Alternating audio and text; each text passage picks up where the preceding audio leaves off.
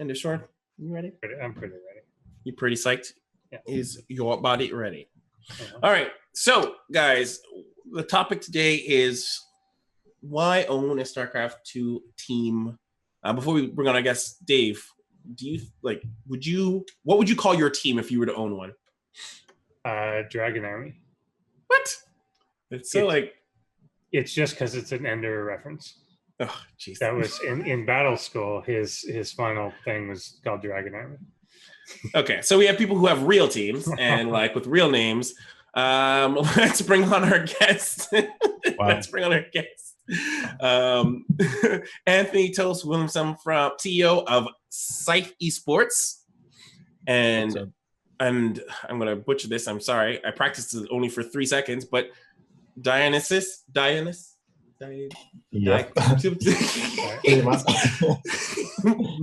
Aurora. Is it Dionysus? See, that's why I was going to say. I was like, That's Dionysus, what it looks like, but it's not that.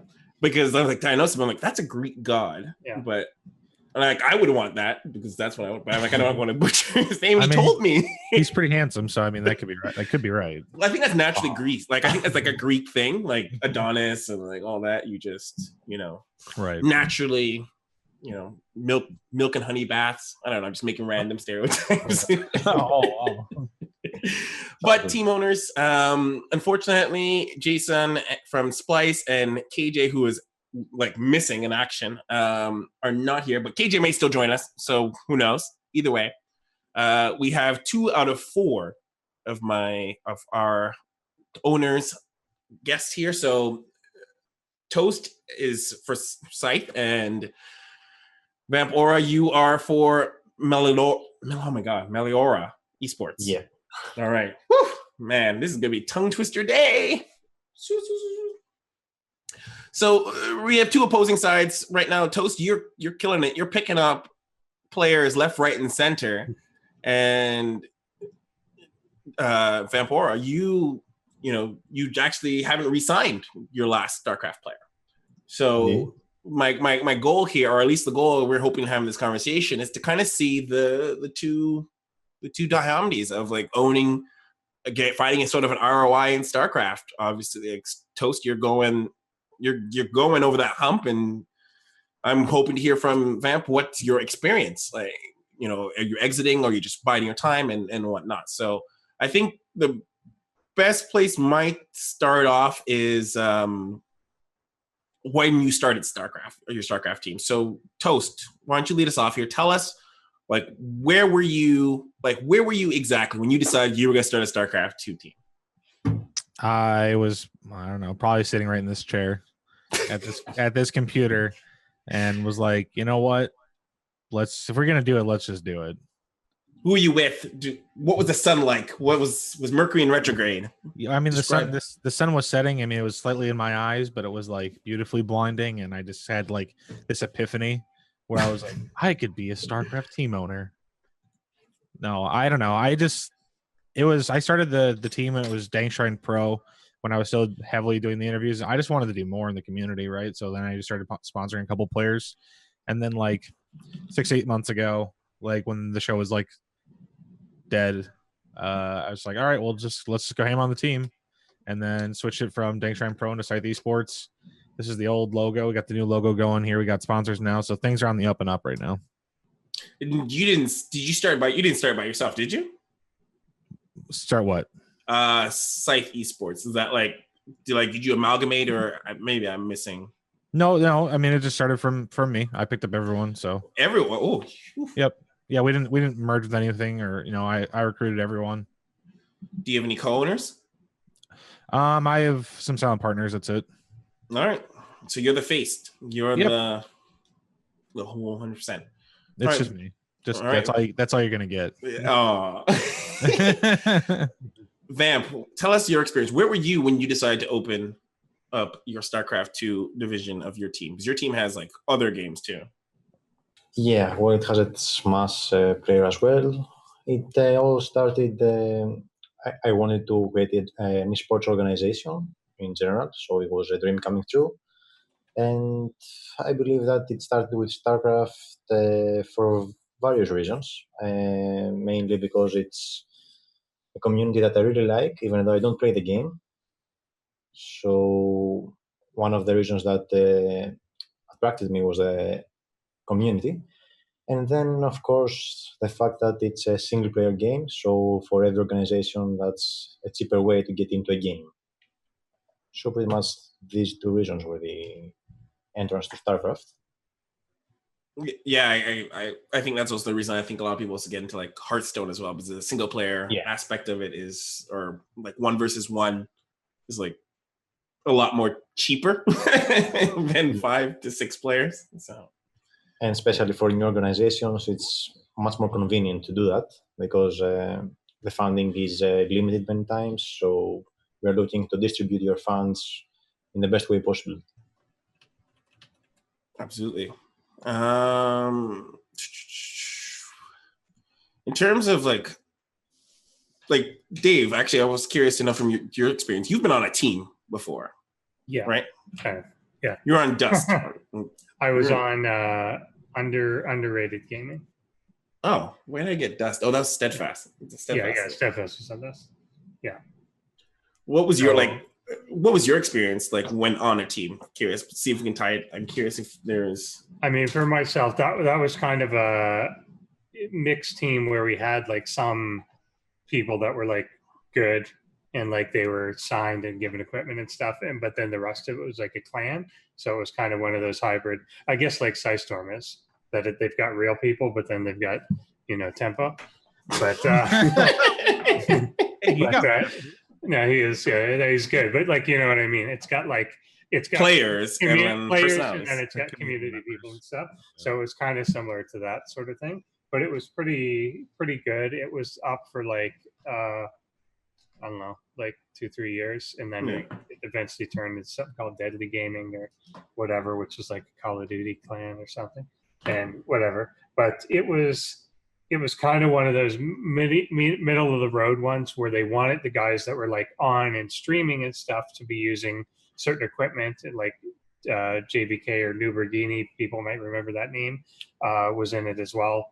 And he was my roommate at the time. So they would send him like keyboards, equipment. They send him one of those stinky footboard things. The stinky board, yes. I still got that here somewhere. Oh, but God. Just stuff like that, and they wanted them to use it on stream.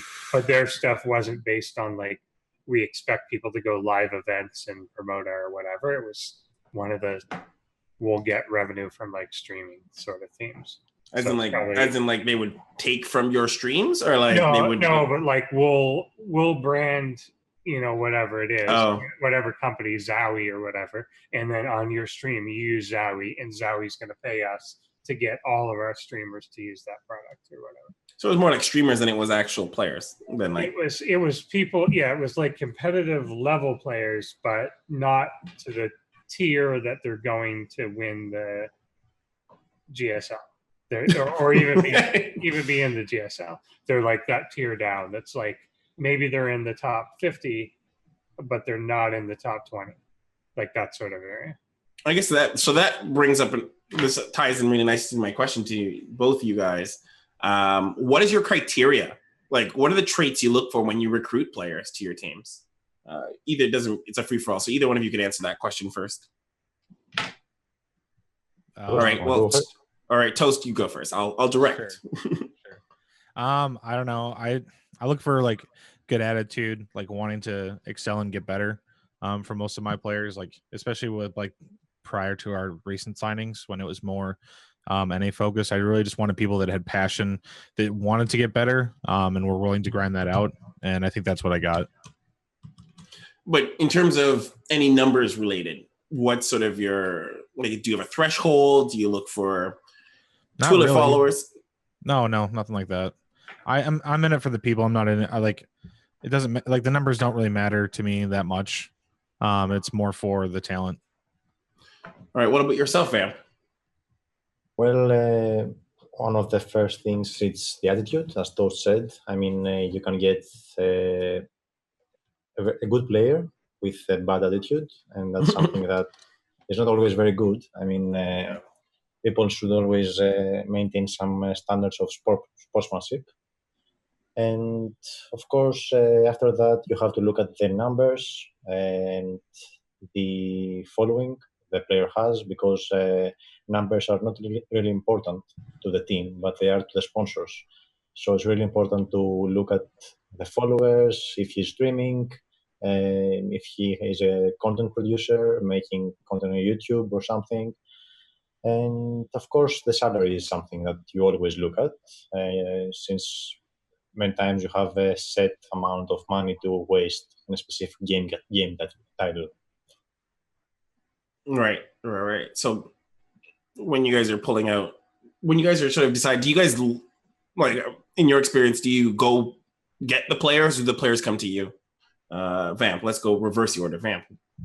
Well, mostly when you are a smaller organization, you got the players. So you have to approach every player, find a way to approach, because especially in StarCraft, it's sometimes difficult, especially with the Koreans. Not only because you can't find a way to communicate with them, I mean, to reach them, but also many of them do not speak English. So it's kind of a difficult thing to do. But generally, when you want a good player, you have to reach out to him. And maybe sometimes lesser known players reach out to you instead. You know, actually, both of you guys have, or had, you know, in your case, Vamp, Korean players on there. So how did you go about getting Korean players, Vamp? Like, you have Hurricane, had Hurricane. So how did you go? What's the story about Hurricane? Well, we wanted to get a Korean player because we wanted to be part of the GSL in a more Korean way, let's say, because we already had sort of playing in it. But I do like Korean players. Most of them, I think their skill is amazing, their skill set. And so I was on the lookout for a new player, and preferably not Zerg one, because we already had the 4 Zergs. So I was looking for a Protoss or a Terran player, and well, I talked to many Koreans, and the one that was in our standards, going with our standards, was Hurricane.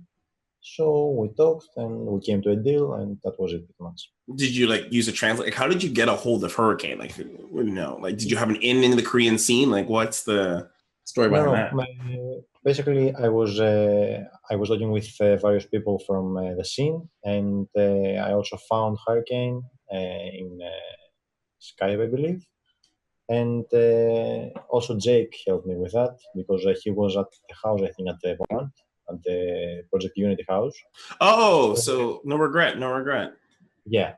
And so it was easy to communicate, because Hurricane understands quite good English. So it was easy to communicate. I really liked that, because I have encountered other players, Koreans, that I really wanted in the team, but there was no communication between us, so it couldn't move forward.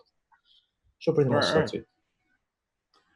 All right, let's toast. Let's hear from you. What's yours? Tell us about Zest. Everyone's chomping at the bit. How did the Zest story come about? What happened there? So I had been vetting a couple different Korean players. Some of them signed with other teams, so I was always like actively like looking for other players. I had Zest on Skype, so I had messaged him on Skype a couple times. We had talked a little bit. He told me what he was looking for. Was finally able to get it. Went to go message him back. He just like wasn't responding, just like at all. I was like, okay, well, like I have what you're asking for. Like, you can either tell me yes or no, but like I would like to know. And he just like wasn't responding. So I was like, what the hell? So the other players I was talking to kind of were it kind of fell through as well. One of them, you know, like I said, one of them got signed, and I was like, okay. So then I was actually at Cheese Chicago, and I was talking with True, and I was like, hey, True, do you have Zest on Kakao Talk? And he's like, yeah, why? I was like, can you message him and see if he's still interested in like joining the team? Because like I got what he was asking for, and he's like, yeah, okay, like boop boop boop boop, like responds to him immediately, like, yeah, what's going on? Hey, this guy wants to sign you, like he's been trying to get a hold of you, and he's like, oh shit, what? And like apparently like his Skype had been bugged, so he wasn't getting messages from like anyone. And so then like then I added him on Kakao Talk, and then through Kakao Talk we came to like just like the final agreements. Is Kakao Talk like a Korean WhatsApp? It's like, yeah, basically. Okay. So that's what like all of them like to use. Is that like, I feel like once you get into that secret like list of Koreans, you find one and then they like link you up with the rest, like a multi-spider network. I mean, it could be. I mean, like through my old show, like I'm friends with, you know, a couple of the different Korean players, but I haven't gotten a chance to like add, you know, any of them to like just talk with them. But yeah, that was pretty much it. It was once actually talking to him, it was very simple and easy. I didn't need a translator. True helped a little bit, just like initially, so like get everything rolling. But then once it was just me and Zest, like it was pretty simple. And then he just had someone. I'm not for sure who did the translation for him, if it was like Crank or someone for his contract, but he had someone like go over his contract with him, and then he's like, "Yep, it looks good," and then done. Very simple, very easy. I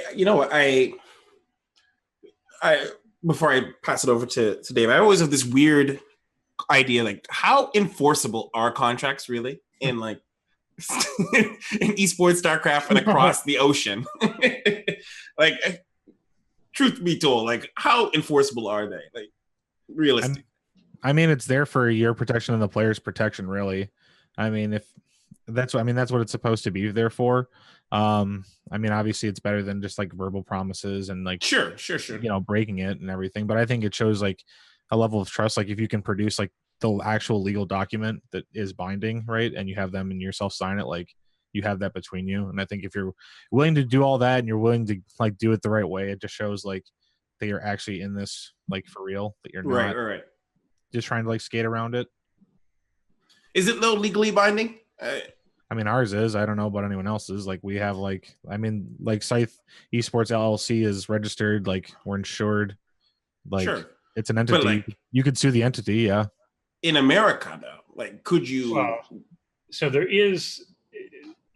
It is theory. Like when you write a contract, it does mean that it's enforceable. Like internationally as well. Okay. But all right. Now, the act of actually going through that, the act upon it, like that's a whole other world. Like if somebody, I don't know, if somebody cheated you out of, let's say there was two people, one of them was in Canada, one of them was Korea, and they had a dispute over $1,500 about, I don't know, some equipment in some house. That would not be worth suing someone over, because not that that's a situation that happens in anyway.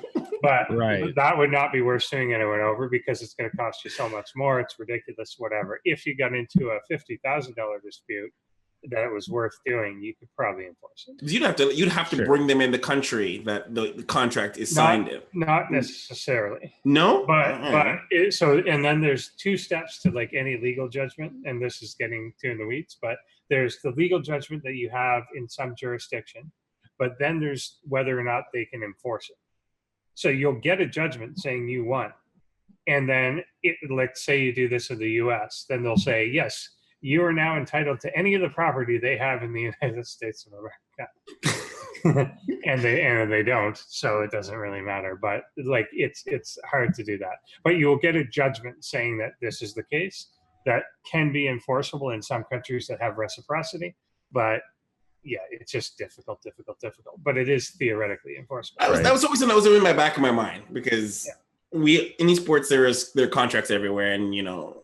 Well, you're also assuming that it's just between like me and like a Korean player, but like we have players like in the US as well. Right. No. Of course, like the overseas aspect would make it much harder, but like, you know, but again, that's why the contracts are there. They're there for everyone's protection. Absolutely. I figured that, you know, there's easier contracts to enforce than others. Sure. And Cav makes a good point in chat that the contract usually specifies which jurisdiction the contract is under. Absolutely. So like that's already determined. Like in Canada, I've written and signed many contracts, but they obviously state, you know, it's under Ontario or, you know, Ontario law, whatever. And so it's like, you know, someone's in Korea and things go awry, and well, what happens there, right? Do you just bring them over to your place? But that makes sense. You set a court date. If they don't show up, they lose. Right. Okay. Right. You get the judgment. It's just whether or not you can enforce it. But yeah, that's whatever. As team owners, have any of you had to deal with anything like that? Like legal, you know, not necessarily player wise, but just esports related, trying to enforce the legal document? Myself, not really. Everything has been going smoothly. So all good so far. I hope it continues that way. What about yourself, Toasty?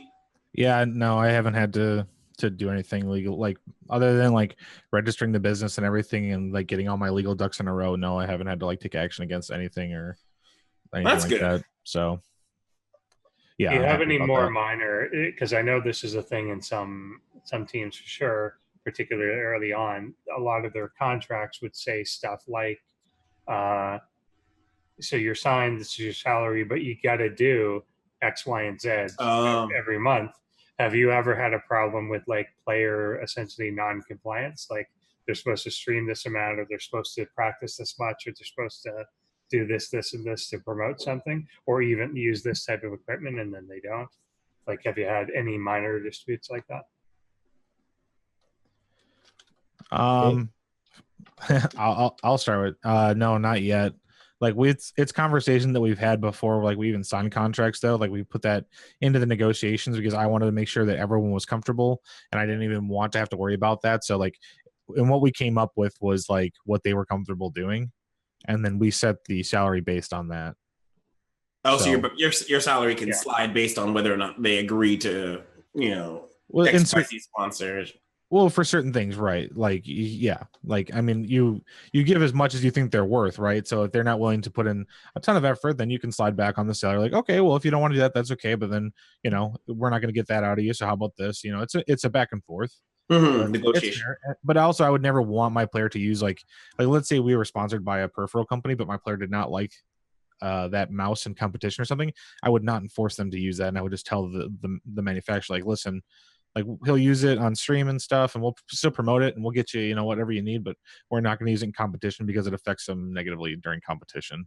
Obviously, you want them to win, so exactly. Like it's in their best interest for them to win as well. So I think if you just let them know, it wouldn't. I feel like it would not be a problem. Vamp, what about you? Yeah, same. I agree with the enforcement on, especially on gaming devices. I mean, keyboard, the mouses are very important in competition, so you can enforce a player to use them if they're not suitable for them.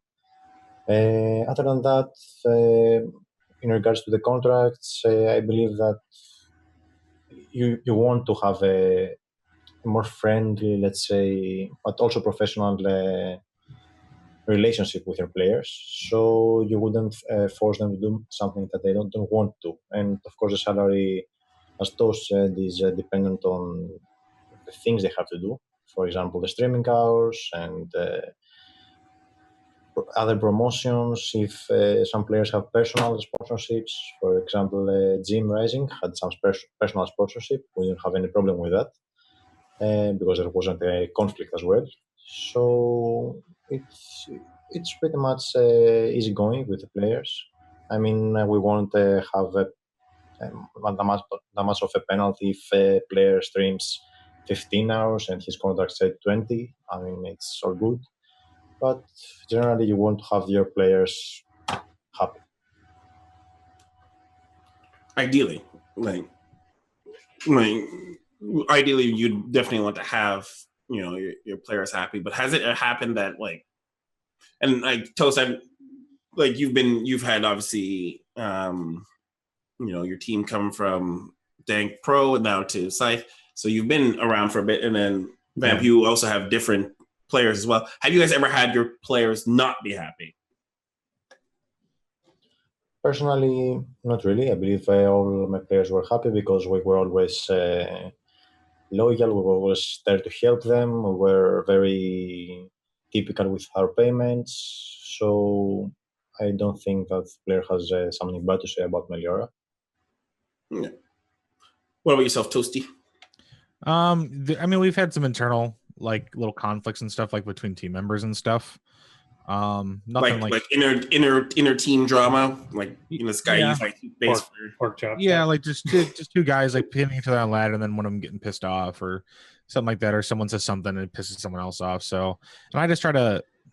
It's mostly been like that. It's not been on the team, but it's been against the other players, and there's been some teeny tiny issues and stuff, but it's all been worked out since then because it pretty much just boils down to the team space is a positive space. Like, I don't want you guys bringing anything negative in here, like, because there's no point. You know, being negative does nothing good, right? So like, I just tell them to like just check it. Like, I don't want to hear it. Like, you can DM me if you got a problem with someone, but like, you don't need to be bringing it up like in the general chat. Like, I'll talk to both parties privately about it, but there's no reason to get the whole team riled up over your stupid drama. Do you do the mediation? Do you yeah. like? Oh, okay. Vamp, what about yourself for player conflict? Do you do your mediation? Yeah, I mean, we didn't have any conflict between the players as long as they were in the team. No, like if they have any conflict with like other people outside of the team or within other players in the team. Not really, not with any team. Maybe some issues with organizers or something, but that was minor, so nothing very much. Yeah, everything that I've experienced, like I said, has been pretty minor. Like, it's been not a big deal, but it's just like laying down ground rules, right? Like, I think it's like, because some of these guys, you know, are young and I don't think they understand that you're, you know, it's like almost like your place of business, you know. So like, I expect them to be professional, and so like when they drag their shit in there, like, it upsets me and it upsets everyone.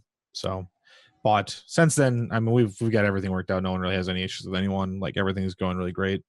So yeah, I totally agree with Toast on this. I mean, many players are young, they lack professionalism, and they think that first of all, they think that money grows on trees or something. Oh yeah, they definitely think that. They ask for insane things that they can have, obviously, and many times they are also signing contracts that they actually never read.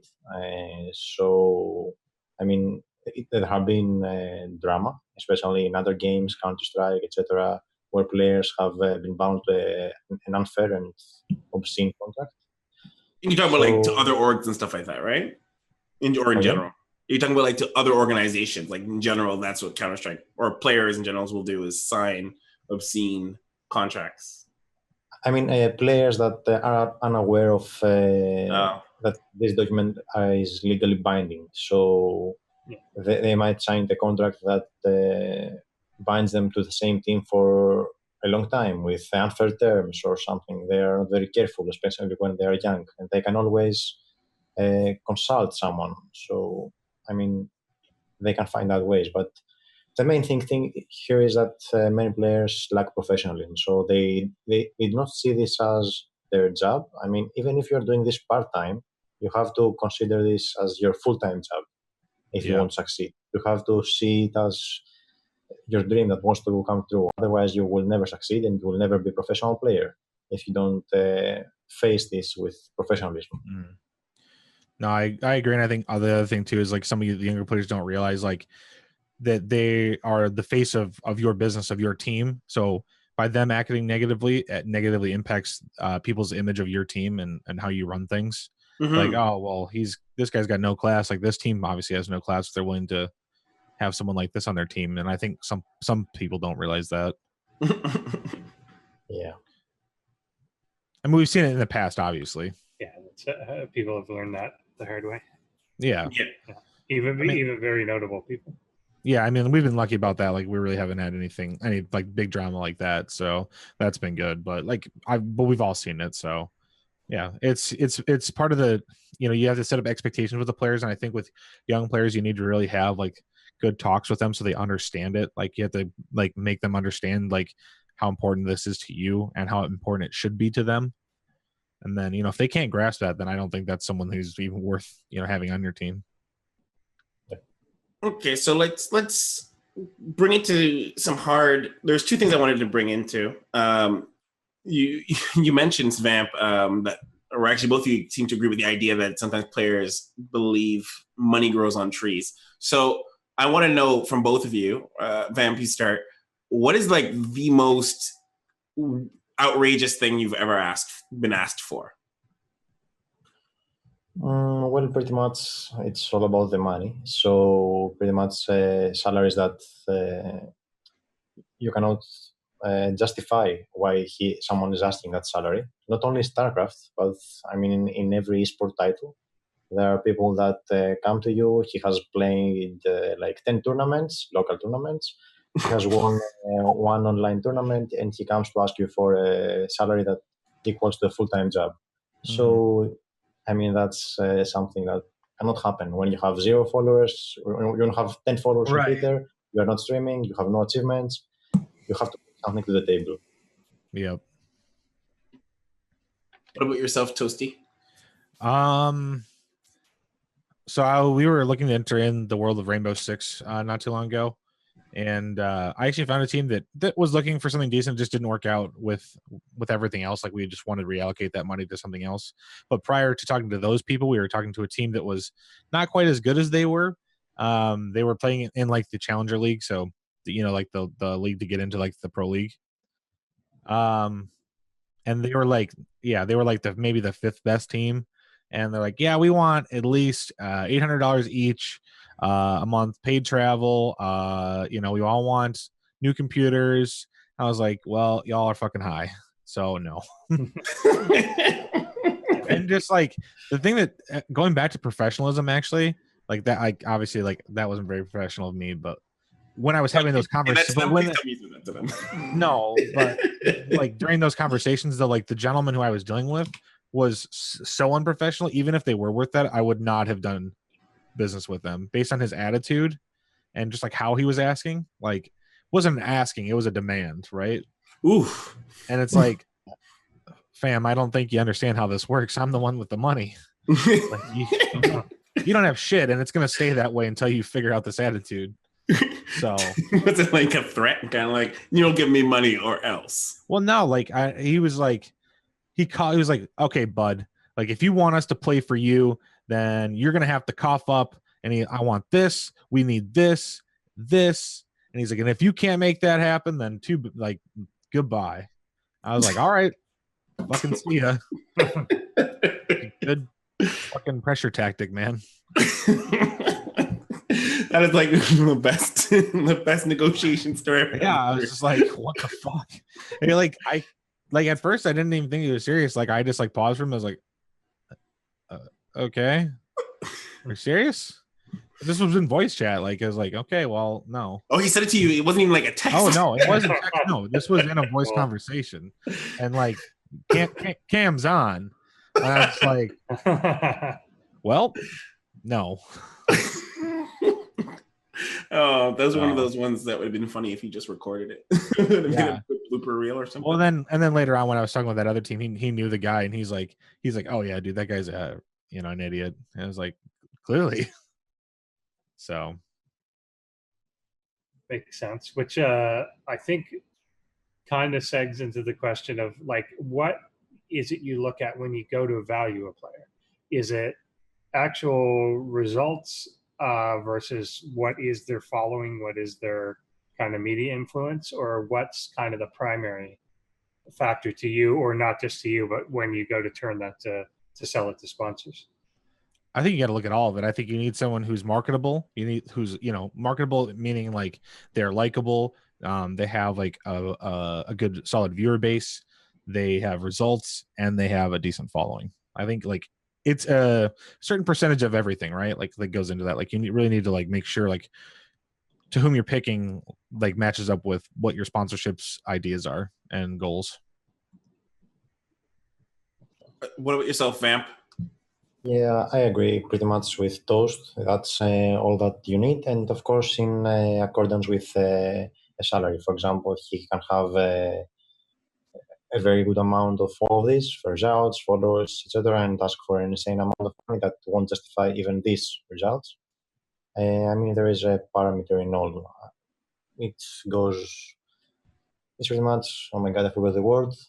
It's equivalent anyways. So if you have mediocre results and a better following, maybe then you can cover up for your results because you will be marketable. Yeah. But that's it. All right, so we were just joined by KJ. Oh, nice. He jumped in. I don't know if we can hear him though. Hello, can you hear me? Oh, yep. Now we can. Can you hear me now? Now we can hear you, guys. The real life caught up to me. No worries, KJ. I don't have Discord on my new phone. Well, my old phone either. So Gotta get that, man. I'll set it up. Just that I'm not checking all that stuff as much lately. How you guys doing? Perfect. You're right into the middle of the session, so don't worry. We'll catch you up to cool stuff. Questions. Cool. Okay. All right. So yeah, we just asked about what do people look for when they actually Dave re-asked the question. Yeah, I think this will be a good one for you in particular. When you go to bring someone onto the team, what attributes you're looking for in terms of what their actual competitive success is, their community following, and so on, and how does that then translate to selling it to sponsors or getting anything out of that? Gotcha. So that changed all the way from where we were a small team to where we are now, right? In the beginning, we just would love any grandmaster to join us, right? It was really hard to get anyone to pay attention to us. Then that evolved all the way to now, where it's really about, because you learn as you get to work with players, right? You get a player and you really don't know how dedicated they are. You look at their past and you don't really know, you know what their talent is and all that, but dedication is a big deal, right? Previous success, their work ethic, right? How hard they practice, because you get them not really just for their past, but you hope they continue and they get better. Mm-hmm. And it's really their performance that kind of helps sell them to potential sponsors, right? In addition to making the big stage, which is BlizzCon. That's really the ultimate goal as far as StarCraft. You guys also in particular do a lot of, maybe not a lot, but at least enough of getting community figures or like known figures on as well. Is that part of your strategy? Like people like a Tempo or Poison or whatever? Yeah, we just want, in the beginning, we wanted to kind of grow our influence and reach and all that. And then lately, after seeing the metrics and what comes over, what the influence is, what the results are, you make adjustments. So you get more picky, basically, Yeah. right? And you Mhm. can't just keep adding anyone who asks you, otherwise you'll dilute your brand. So it really just depends. But yeah, Tempo obviously is a great pick now, or even when we first started. We met him in line. We were in line for Red Bull DC. And I was like, "Hey, dude, what's up?" And we hung out, and eventually I was like, "You know what? Let's go see what we can do with him." And he was like, family to us back then. So it was a natural fit. Okay, so now that we have all three of you here now, let's throw some of the heavy questions, especially kind of number wise with StarCraft. Obviously, StarCraft is like this. There's like obviously three eras of StarCraft. There's like the heyday, the slump, and then free to play. We're like obviously the free to play era. How has free to play affected your decisions on StarCraft, whether to invest or invest less? Why don't we start around the table? Vamp, since you currently don't have any StarCraft players, let's hear from you. Well, I believe free-to-play was a really great move from Blizzard. In the direction the esports are heading to, you have to have a free-to-play game and maybe add more options to buy something in-game. Of course, not something that will affect the performance. So I believe that the free-to-play brought many players back, brought new players back that wanted to try the game, but they didn't have the money to buy the game. So as an organization, I believe that helps you because the audience gets bigger.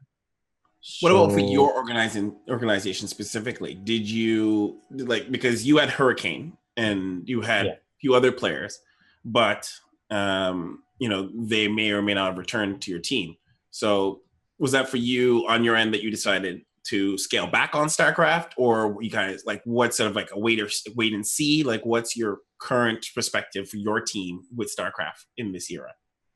Well, we will not let StarCraft down. I mean, we're not leaving the StarCraft scene. Well, there's a period now that we are looking for exploring our opportunities, see what's out in the market for us to get, something that we can support in the way we want.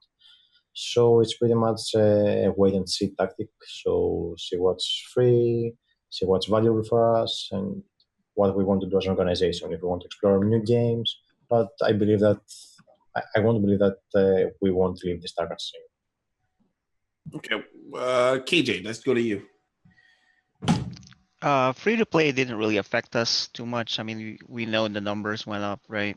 But by the time free to play came about, we were pretty much maxed out on our StarCraft team. So it wasn't like we were gonna invest more. Now, granted, we did add more players, but that wasn't because of free to play. That was just because of the opportunity. You know, when someone like say a parting or a Ragnarok, right, is available, right? You just kind of take advantage of that. It's nothing to do with that situation. And as far as investing more into StarCraft or whatever, we'll always be into StarCraft. It just depends on how full we are. I mean, what are you gonna have 30 players? I'm sorry, go ahead. No. So continue. No, finish your. No, I was just saying. Good point. We're so maxed out. We have like we can make several teams over, right? It's just there's a certain point, you know what? I don't think we're gonna do anymore. Toasty. So yeah, free to play didn't have a huge effect since obviously like we just recently started making moves like in the scene. I kind of consider us to have like basically like two teams at this point. I consider like our A team being, you know, Zest and Cham, you know, one for Korea, one for Circuit, and then the rest of the boys are kind of like maybe more like that academy team. Like if anything rises out of that, like I'll be more than happy to support those guys if they can, you know, up their game and get to that level. Then I'll definitely, you know, support them. I'm not gonna cut them off, but I'm happy with where I'm at, where I'm not looking to expand anything. Like I like having, you know, one for each region, basically one for the, you know, WCS circuit, one for Korean circuit. I think that's enough. Actually, no, Dave, do you have a question? Yeah, I was just going to ask, like, it's a type of business that it's obviously got to be really hard for you to calculate ROI on signing a player. Like, it's not like like a traditional sports team where, you know, this guy's produced this and that's led to this. You're largely leveraging that guy's performance for sponsorship or something. How do you kind of measure that when, especially for something, say, the size of Psistorm, where you're like, if I've got 25 people, what's 26 going to do for me? Like, how do you kind of calculate, should I, one, enter this game, or two, what is this player going to be worth to me versus what I'm going to pay him? How do you kind of do that math in your head? Who you're asking? Really, all three of you, but let's start with KJ, I guess. So how do we make a decision on investing into StarCraft? We're so far into StarCraft, we're like 4 or 5 years in, right? So it's really the question for me that's more relevant is how do we maintain, do we add, or do we subtract a little bit, right? And determining the ROI, it's so complicated because our team is so big now, right? When we have so many different areas that we're reaching out into. We're doing events, we're doing online and offline events, right? We're adding other teams, other games. We have some secret stuff going on that we can't reveal yet. We don't get the exclusive? No. We just well, there's one thing I can add right now. We joined a franchise league that you know we're hoping will take off, right? So StarCraft is just part of that whole umbrella of things. There's really it's a very small part of the ROI right now as far as you know, because we've been around for so long. So I guess that's my answer. It's very unique, I guess, for the group. Vamp, let's hear how do you calculate your ROI? Well, I think it's complicated as well. You can't exactly count it. And personally, I don't believe that it's very high at these levels. Especially, I'm talking at least for myself, because when you are a new organization, you actually don't get a return in terms of money, let's say. You get a return in exposure, you get a return in pretty much exposure, because many eyes see you, the sponsors find out that there's a new team, the community finds out that there's a new team. So when you have, well, it's difficult to calculate the ROI. I believe that pretty much it's a loss for at least the start, but that gets better as your brand grows and you sign better and better players. That's all I think. Before I jump to Toast, so when you make the decision though to make a salary or decide a salary, like what factors then come into it if it's difficult to think about how to get the money back out? So like when you decide, oh, I'm going to spend this much money on a player, send him to this place or that place, how do you figure out you're going to make that money back? Well, it's pretty much based on marketing, because it's like paying for an advertisement, but in a different way, because it's a player. Right. So it's like paying for an ad. Let's say you have a page on Facebook and you pay for an ad. That's pretty much the same thing. It's exposure. It's impression. So it's more people that get to know your brand. The salary is decided on how marketable this player is, and all the other factors that we said, because some teams may want to focus on the content side of things, so they're not looking for players, they're looking for streamers or public figures, I don't know. So it's pretty much what your brand is looking for. And actually, that was mentioned a couple of times on the Reddit thread and on the things that it's obviously going to be very brand specifics. Many brands, obviously, you guys some of you can be more content heavy, others can be more publicity heavy and whatnot. So obviously, I'm hoping that you guys are going to have different points of views and different, and I'm positive you will. Toast, ROI. I'm pretty much in agreement with Vamp. Like, it takes money to make money, obviously. So initially, like, you're going to lose, but you just make it on the back end. And it's a lot of it's based on how many, looks do you think these players are going to get? Can you sell that to your advertisers? Are your people marketable? Are you marketable? Is your brand good? Is your brand memorable? What do you bring? And even that, and then I think another way too, if you're big enough, you can afford to pay your players a little bit more, but then also ask for percentages, like prize pool percentages. Okay. Not that we do that, but I think that's like a good way to look at that, like for the future of things. Like, especially like, let's say Zest is an example. Like if Zest goes to BlizzCon and let's say he were to win BlizzCon, like that's a huge prize pool. And even if you only took, 5-6% of that, that would be like a decent chunk of change that could definitely help fund you for other things. Mm-hmm. I mean, it's not a ton of money, and that's the nice thing about that too, is like if you're paying them a little bit higher and then you're asking for that percentage, that can just go towards other things. So I can also pay for like the flight and the hotel. I'm assuming that's what. Sure. Yeah. You put that back into the business. It's just less cost for other things. Yeah. I like to add too, like there's different economies of things going on here, right? Like when we first started, every little thing like that matters a lot, right? And at our level right now, adding StarCraft players and all that, and adding a Dark, for example, he's available right now, right? He's not on the team, right? Right. Let's say we add him, it's really not going to do anything for us, right?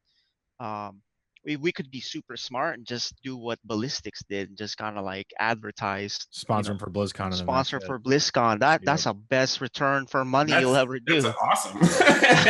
And they did that, and I was like, wow, that's what we should have done, right? But it got us the most. It'll get us the most views and all that. But after a certain point, you can only sell so much of your StarCraft hits, right? It's StarCraft is really good. It's mostly a passion thing for us at the moment. It's not a profitable thing for us, so it's just part of like one of our many angles, and hopefully it works out. It put us on the map. It kind of helped us get recognized, right? It gave us some credibility that, hey, we're supporting professional athletes, we're international, but I don't mean to like discount other teams, but our model is different. Our economy is different. All the considerations there are very different. So I don't want to give like a half-ass answer from previously as saying, oh, it's complicated. I just want to say, if want the answer, it's a loss. Right. No, for sure. All right. Sure. It's just it's all Does that sunk. does that mean though that you use StarCraft to leverage kind of like for your other teams in the sense that you can, when you do your pitches, you can show StarCraft as like, this is what we've Oh, done. absolutely. I mean, that's how we got the heroes team, you know, for a decent deal at the time, right? Or there's you know, I didn't know how heroes worked. I didn't know there was like open division stuff, and you can kind of evaluate that and all that. So that's just one example, the heroes team. We're looking to add other players in other games too, and they actually know us now, you know, from StarCraft. There's a lot of teams and players from other games that I haven't even heard of these other games, and they're like, oh yeah, Scythe, blah blah blah. You know, I was like, oh, I know you guys, and so it gives you credibility. It makes things much easier. But you know, the profit and loss type of question, it's a loss as of right now. And we're 4+ years in, you know, and we're still going strong. But that's because we're lucky enough to have some investments, and you know, myself personally, Damon, JD, and I have other investors, and then we have a very lean plan. Lean in what do you call that? Lean the way we run things is lean, so it's not like we're blowing. We did blow money in the beginning. You'd be surprised the kind of crap that we paid for in the beginning, and what you learn, like, oh crap, you know, maybe we should give them deadlines for these plane tickets. Otherwise, these players are gonna get, you know, and it just went on the credit card. And, well, it's not like we didn't pay our credit card, but it's still. So you learn a lot as you go through this, and so that kind of is I think that's the better answer that you may want for your viewers. Whoops. A more real answer, right? Absolutely, no, that's gold. So, what about yourself, Vamp? I know you have multiple games going on. StarCraft, you know, it's a loss. It's a loss. How long have you been in StarCraft then, I guess, really, in terms of investment? It's since December 2017. Well, as KJ said, it's a loss. It's a way to grow your brand, to expose your brand to more names, and it's it's only StarCraft. It's every single game that it's cheap to get into.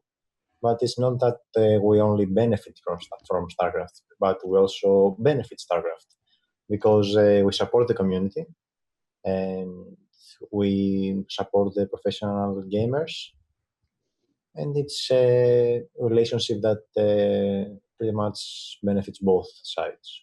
See, I like this guy, Vamp. We're all the same. We all love StarCraft. Okay, we're not here because we're trying to like make a ton of money off of StarCraft. It's just a stepping stone, hopefully, right? Yeah. I mean, it's great. We're enjoying it, but we're hoping this kind of turns on into something bigger. So I know every one of you guys have big plans. So, well, Toasty, tell us. Oh, sorry, no. What were you gonna say, Dave? Sorry, I was just gonna say, like, I've always kind of felt, and I was wondering if you have it all, like, whenever I've heard someone from one of the other games trying to explain to like his friend or his mom or something why esports is real, even if he plays League, he plays Fortnite, he plays whatever, the example they give is StarCraft. So they're like, no, this may be me looking like an idiot with an axe and there's 100 people or whatever, but you don't understand. In Korea, this has been on TV for 20 years, and there's people that do this, and it's a super high skill level. Let me show you one of them. They always tend to be like, no, but StarCraft is real, and so this whole thing is real. Is there a sense at all of like using it as like your loss leader for prestige, and then going to the other things, or is that something you just kind of you get into it because you like it, and that's just a side effect, or whatever? I don't even know if that's a question, but but basically, a loss leader compared to other games. Yeah, like until they make us money. Yeah, yeah. I guess is there. So another thing that we see a lot in not just teams but events, or particularly with sponsors, is they want to jump on the latest and greatest, hottest thing. So again, despite my insistence that there's no such thing as a professional Fortnite player, there are people looking to sponsor them. Like Oh, yeah, literally yeah, today, yeah. I got don't know a- you guys. I'm sorry to cut you off here, but Yeah, go ahead. that whole Fortnite thing, right? We've had a lot of people come in and possible sponsors mention Fortnite. Oh, I read it's this and that. And I always go back to saying, hey, dude, StarCraft has the best demographics. Yeah. They have money. They spend money. Even the owners, people want to be owners and spend money. Think about that. Meanwhile, Fortnite is so big, so huge. I mean, it's really just numbers, but the demographics, you don't. I think this was covered in the Pylon show. They mentioned how StarCraft players are mostly They're people older. now. They're older. They have the, people that need something funded. Boom, they jump right in. Right? It's not just because of the numbers game. StarCraft is smaller, but it's just they have more they have more money because they're older. If you reach 10,000 StarCraft viewers, you're going to get like 1,000 purchases. If you reach 100,000 Fortnite for people, you might get 100. Like it's not. They're 12-year-olds. And their parents play StarCraft, right? Yeah, exactly. It's like League of Legends and Smash Brothers all over again. Also, sorry to interrupt you. I mean, many brands don't actually jump into a game because they believe in the game or because they think that it's gonna be competitive or something. They jump in because they want to declare that they are there. They want to declare a presence in the game. Right. So that's what happened when PUBG came out. It pretty much has died out now. If you compare it to where it started. But every team jumped in, not because they would make profit from it, but because they made a presence there and they showed the sponsors that, hey, I'm here. I'm in the game that everyone plays. So it's presence. They're not going to make any profit directly from Fortnite or PUBG, but they're going to have more exposure. That will, of course, translate to the rest of the games. You guys looking at Fortnite now? Because we are, but then I'm like, well, I want to see how this scene is, right? I don't know, you guys. I could tell you something. I won't name the company, but they sell an energy drink, and it's the first one. They held an event here in Toronto like a month ago, and the entire thing was going to be designed around Fortnite. We're going to sell like hundreds of Fortnite tickets, and we're going to play Fortnite 24/7. And then literally a week or so before the event, they started contacting organizers from other esports saying like, yeah, Fortnite's not going to work. Do you guys want to what happened? Wasn't that Epic though? Epic. It was Epic kind of pulled the plug on that. So why is that a business thing or? Like I guess Epic had some sort of failure on like one of their publicly streamed esports things the week before, and then they pulled out at the last minute and basically said, I think that's a business decision. They don't want any two bad events in a row. I think that's the case. That would make a lot of sense. Yeah, two bad events in a row would really look. It's very risky, right? Because they're kind of new to the game. They have huge success right now, and they're not really new to the game, but you know what I mean. Yeah. They're trying to control their respective brands. So that begs the question then: do you guys as owners have a hard time selling StarCraft to sponsors because it is an older game? Myself as an organizer, I've had problems where they'll say like, "Isn't that game dying?" Like, or isn't that game dead? Like a sponsor will say that to me in a conversation. Blizzard should have released the numbers that it was never really dying. People were playing. But it's obviously there's optics though. The optics to people is that's because the dumbasses keep saying the whole dead game meme. That thing annoys the hell out of me.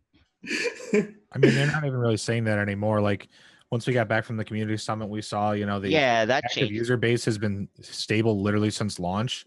It just shut everyone up, and like since free to play, it's just grown. Like no one's even saying that meme anymore. Like because everyone knows like it's that says that. But sponsors obviously are not following StarCraft news. Oh, like, they're following like Kotaku or maybe CNN or something like that. So like, do you find that you've run into problems pitching StarCraft to prospective sponsors? Let's start with you, Toast. I mean, not really, because I just show them the numbers. Like, it's not about the game; it's about the number. Yeah.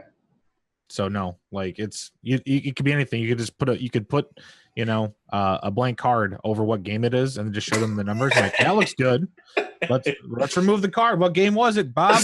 Oh, StarCraft. Oh, what numbers are you showing, Toast? Are you showing like BlizzCon numbers, man?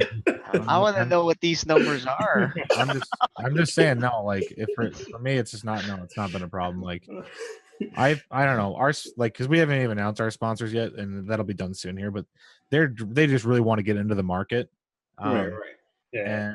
and they just it's the bottom line of it is they needed to get in somewhere, and I just so happened to be the guy they got into with. Mm-hmm.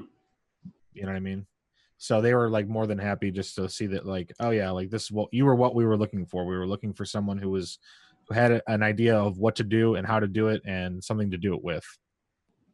All right. So that's Scythe. I was wondering too, like, so that's the game level. How do you sell individual like players? So obviously it's a big deal that you just picked up Zest. Mhm. How does that translate when you then go talk to a sponsor and be like, we just got Zest, and they're like, I don't know what that is. Well, I mean, again, you show them the numbers, right? Like, okay, we show them like, multi-time champion, has great fan following, has, a dedicated goddamn fan club. You just like you show off the player, you show their previous, experiences, you show them the stream stats. He actually has a Twitter now that I made him make as part of his contract. So yeah. he runs that Twitter all his own. That's his own. So I did the community a service just by forcing him to get a Twitter. Question is, will he tweet? He should be. He's in China right now for Masters Coliseum.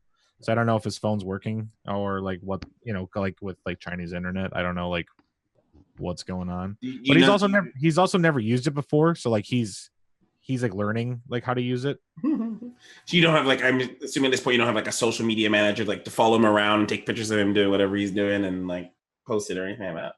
I mean, we do have a social media manager, it's just not in place for that. Like we're not gonna send him to China to chase after Zest. Yeah, no. Not at this point. I mean, if we get big enough to where I can go full time as the team manager, and not have to work a 9-to-5 job, then sure, then I'll go with and I'll do it. You'll run off to China with him. Sure, all why right. not? That's like fun. Okay, so now Vamp, to you, did you have trouble selling sponsors on StarCraft? Well, I've mainly encountered two types of people in that matter. The group that is like, StarCraft is a dying game and we want to sponsor new, fresh games, etc. And the other group that is the people that are, they know that, StarCraft, it's a classic and classic never dies. So we like that. And maybe many of the sponsors and the investors are of the era of playing StarCraft. Many of them, since it's an older game, have played it, so they're more familiar to it. However, as Toast said, it's mostly about numbers. Sponsors always look at the numbers, which is a huge mistake for me, but that's a whole new topic. Let's not start with it. Okay. So it's numbers, and pretty much it's always how you present something. I mean, if you may have a bad product and make a great presentation and actually convince everyone, and have a great product and have a poor presentation, so you won't convince anyone. True. So it's up to you. Fair enough. If I can jump back in real quick, I think another great thing that you can, when you talk about StarCraft, because StarCraft has been around for so long, you can show that it's stable, right? Like the thing with like Fortnite, while it's like the hot new game right now, and if you like, let's say you're trying to pick up like a Fortnite streamer, right?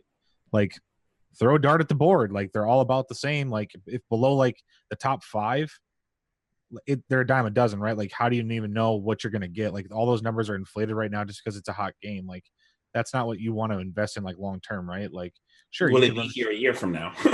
I don't know, probably not. But you know what will? StarCraft. Yeah. It's consistent, right? Like the consistent players like are all still at the top. Like it's a pretty thin market, right? Like when you're investing, like you pretty much have to go to the top to get people. Like all those mid-level, people that are like up and comers are like kind of already taken. Like there's not like a lot to like, there's not a lot of room to like get. That's like, because KJ has them all. KJ has all of them. He's got a lot of them. but you know what I mean, right? Team. Like no, Jin Air is the biggest team, right? Is it? No, No. I think Psistorm's the biggest game. I think it is the latest. But you know what? Slot probably is. But you get what I'm saying, right? Like, there's not, but that's a good thing at the same time, right? Like, you know what you're getting. You know what you're getting into, right? Like when you take someone who's been playing in GSL, for forever. Like, okay, well, like if you get Sue right now, we're like, all right, well, I'm guaranteed a second place at GSL at least, like. You know exactly what you're gonna get, right? Yeah, like, that's a really good point. It's very stable, and I think that is good for tracking numbers because you've got the long-term health, right? Like if you can show them those numbers, like, look, throughout its lifetime, it's always been at this. And at this point, it's growing. Right. It's definitely a good time to be getting into it, I think. KJ, any trouble selling StarCraft to people to? No. Most of the people we hit up are not StarCraft or esports people, right? So it's really esports, and Yeah. and then you just gotta ease their excitement. Say, hey, this is not Fortnite. Yeah. Stop reading that stuff. Yeah, KJ's right. Like you don't market specifically, at least for us too. It's like I wasn't marketing specifically StarCraft. I was marketing esports. That's for non-endemic sponsors. But I mean, if you want a real hard-hitting answer to StarCraft and sponsorship, I'll tell you something. I'll give you some good stuff in your here it comes. in your show. I don't think StarCraft is a good it's good to its teams, because if you think about it, like in team games, you see the team name, right? It's like, oh my god, I want to bring this up. Yeah. Oh, yeah, like KT is playing, stuff. blah blah blah. It's always the player. It's kind of like sponsoring in tennis, right? It's like, okay, Scythe Gaming, Serena Williams. Like no one cares really that it's Scythe Gaming, guys. Like they see the logo, but it's not like we can put giant Coca-Cola logos up in there and you barely see it. And even they used to put like the logo of the team on the right. They didn't do that anymore. That's not on the hatchery anymore. Spinning. They get rid of that. They used to have. This was I think this was in the very beginning of the tournaments, like MLG or something. They'd have the logos on the side, like a big ass logo, right? They don't do that anymore. When they mention players, they rarely mention the team name. Well, that's right? Even true. in GSL in controls, like I'm tired of introducing these players, right? So they don't even introduce the players. So guess what? You lose another level of exposure there. So I'm not blaming him. I'm just saying the reality of StarCraft is really not good for teams, right? They don't really market the team. They don't ever mention that. Even the whole WCS signature series, yeah, we got lucky, we got mentioned in there or whatever. But if you notice, it's really about the player, and they rarely put in their logos or talk about the team or anything. Yeah, thank you for bringing it up. Yeah, I completely forgot about that. That's so true. Well, what about games that like take it to the next level, right? Like in like Halo, you can literally get your team's skin on your damn character. Right, why can't like teams that support us, like why can't we like Blizzard doesn't do that. Like let me sell that in game. Like it would be nice if you got a war chest and you can buy a skin of the Psistorm gaming team. There's no support for teams. Or banner like Heroes of the Storm. Yeah, that's what I was just gonna say, KJ, because we're both in Heroes right now. Like if we get into HGC, like they release like those items for us, and like so like, our fans can buy those items in game and show off their support for our teams in game.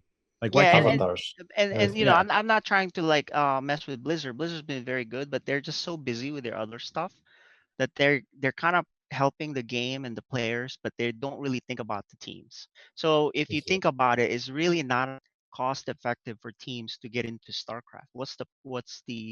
They just do it for the love of the game right now. And we use it as as exposure and all that, but it's really not cost effective.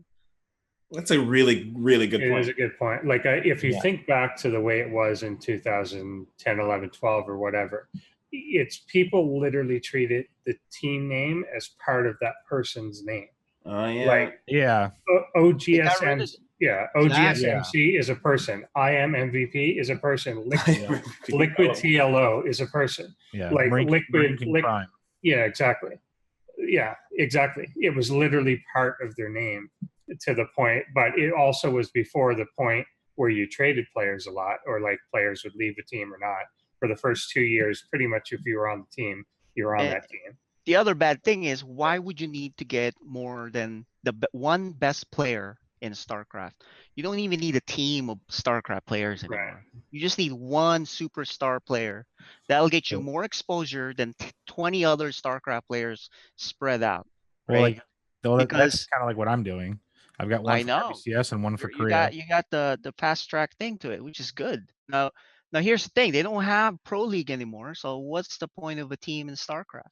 You know, we Yeah. try to do team leagues and all that stuff. We ran our own, which was a disaster. But you know, there's like no point. I don't mean The only to team be league a that's fine show here. going I'm right. just giving you the real truth. You know, No, please. This is take it what for this what show's for. Give us Hell the yeah, full because thing. I'm not afraid anymore, man. I'm set.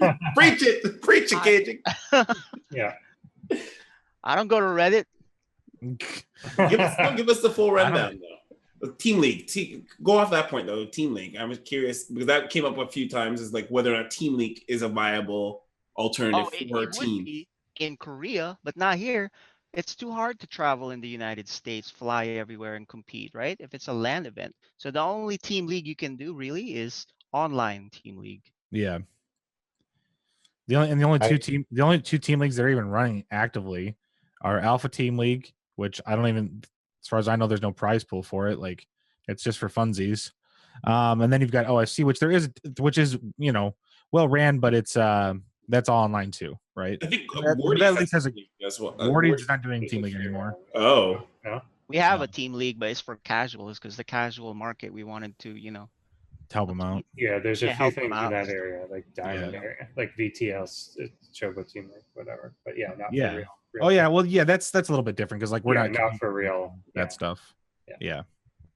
It would be great. Like, like if Blizzard supported it, like that would be great to have. But even if, like KJ was saying, even if it was like online though, right? But then we had an offline finals, and we got like they brought them in for like an offline finals, right? Or even if they added something like that, like on to like BlizzCon.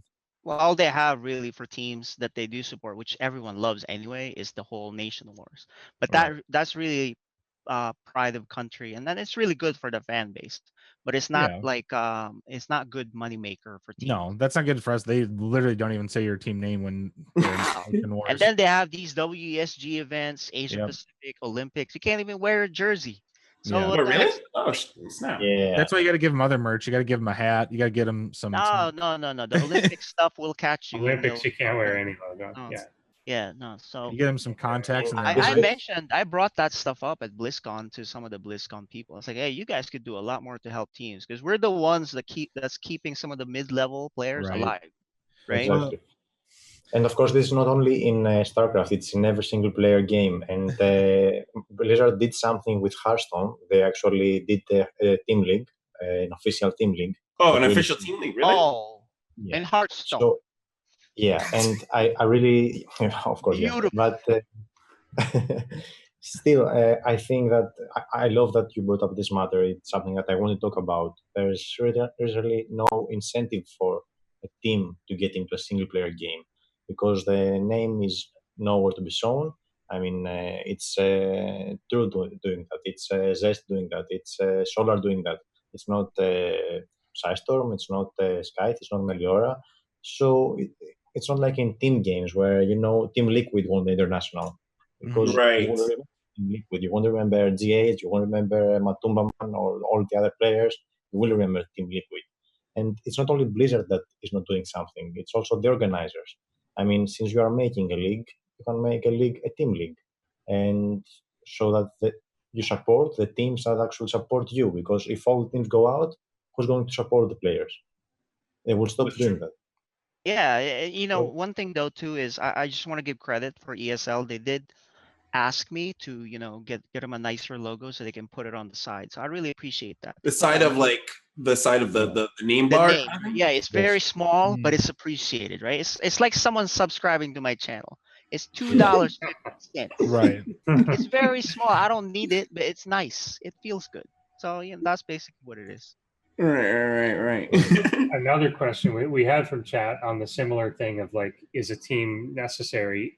In, again, a little bit more in the older days, a team was also the group of people you practiced with, played with, trained with. And I feel that that's less the case nowadays. Do you do you ever design either a team around that, or do you encourage them to play together, to train together, or do you just have such different skill levels at this point that it's not really something you can do? Well, Tell you can us, force it. Toast. Yeah. Tell us, Toast. Tell us, Right. Toast. How do you make Zest practice with? Well, I was talking about it earlier. I do his laundry, so as long as it's nice and crispy, he There you agrees. go, my man. So no, I mean I'm pretty hands off. I mean, obviously with the other guys, like I'm making sure that they're doing their practice and stuff. But like someone like I don't need to tell him to practice, right? Like what I pay him isn't like he makes more on his tournament winnings, So like he knows, like he's a smart man. Like he knows like what he needs to do to be successful. He's not gonna like just get money and then get lazy. Like he's like good. Now I can keep winning and I can get more money. Good. But what about practicing with the other With players? each other? Like, is there any point where you're like, Zest? No, he's not gonna play with them. It's different, guys. Like they're all online. You can kind of like someone like Gumio. I don't tell him to practice with whoever, right? He knows. If they prove that they practice well, right? They prove that they're driven on their own. I don't need to get on their case. But if it's someone else that I know is a slacker, then I get on their case, right? But there's also the team house thing, right? I mean, not a lot of how many non-Jin Air teams have a team house in StarCraft right now? They're like, right? maybe. There's like that's the problem. So how are you gonna make people practice, right? Exactly. It's just really you don't have them hostage. That's why I said, KJ, right? let's I think we should team up. Let's do a combined one, but we'll do it in Alaska. That way it's like, okay, I'm not going there. Get out of here. You don't have to live there, but you send them there and it's like, okay, well, here are your choices. Stay inside and practice or go outside and die. Yeah, you send them to Alaska. You'll either freeze to death or get killed by a bear. When they win a tournament, they're allowed to come home. Yeah, exactly. That's your reward. Actually, hey, they've got gigabit internet out in Alaska now. To give you a real answer though, because our team is big enough, we do have groups that practice different situations. Like, hey, so and so, but we can't have True and Gumio be a practice partner because they play so freaking weird. They're useless to practice with. What are you gonna do? Like, hey, Gumio, play like a normal Terran. Like you can't. Right? Same with True. So, and that was a problem when True was with Jin Air. Maru got mad at him because he kept doing these proxy hatches. Like, this is stupid, man. You're wasting my time. So, it's really just depends, and that's part of the reason why we signed Ragnarok. We hope to bring him in so True has a practice partner. Yeah. But his visa's taken forever. Also, most of these players know what they want to practice for. I mean, it's all about professionalism, as we talked earlier. I mean, I won't tell Hurricane who to practice with. If he is going to face a lot of jerks in his group, he knows how to practice. Yeah. So they know better than us, and they have better connection than us. I mean, Hurricane can talk to every Korean player and practice. I can't. Yeah. At that level, yeah, you don't need to babysit them when they're at that level. Like look at it this way: like, you'd be surprised. If Zest wanted, some of them, but I'm not naming names. Right, but like, let's say like Zest wanted to practice with like Cham, like obviously that would be fine, right? But let's say Gemini wants to practice with Zest. No point. I'm not unless Zest is. You're not gonna pull that. I'm not gonna set that up. Practice with their, Dust made Bunny practice with their other guys, right? You're not gonna do that. Is that what you're saying? Well, I wouldn't expect it. I'm not even gonna mention it. It doesn't even need to be like brought up because it's never gonna happen. Like, I don't even need to go there. Now it'd be a little bit different. Like let's say Cham like really wanted to practice against something else. Like, I think some of the guys, could like be a viable practice partner for him to do certain things against him. Like, that would be fine, right? But like going the other, like, it doesn't go the other way though. They already know who they want to play with, guys. They have their own friends. They ask whoever. It's a lot easier. It's like for our team to get players that they need just because they're on our team, and we can make them do it. So that's the advantage. But obviously, for a team like Toast, they know what they're doing.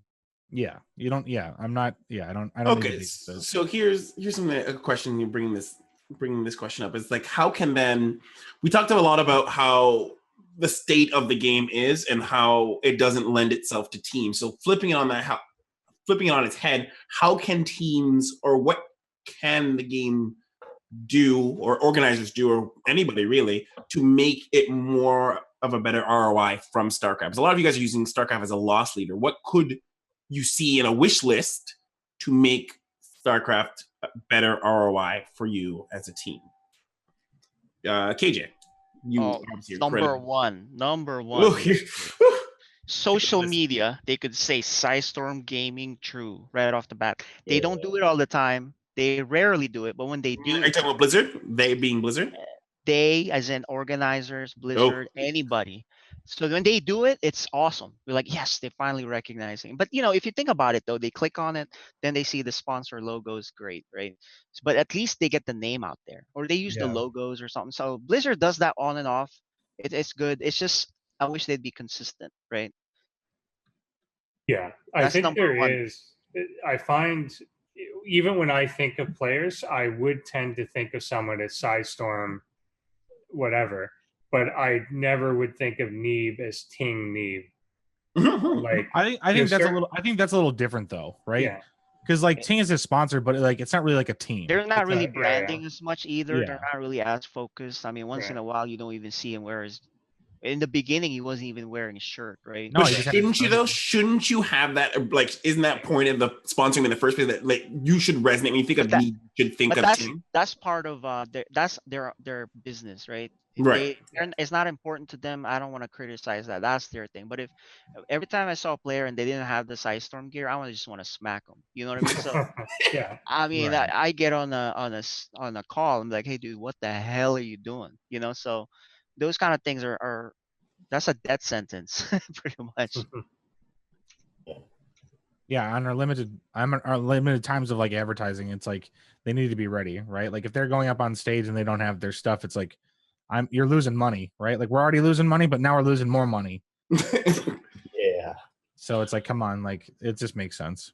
Okay, so reversing in ways of improving it. Toasty, do you have something?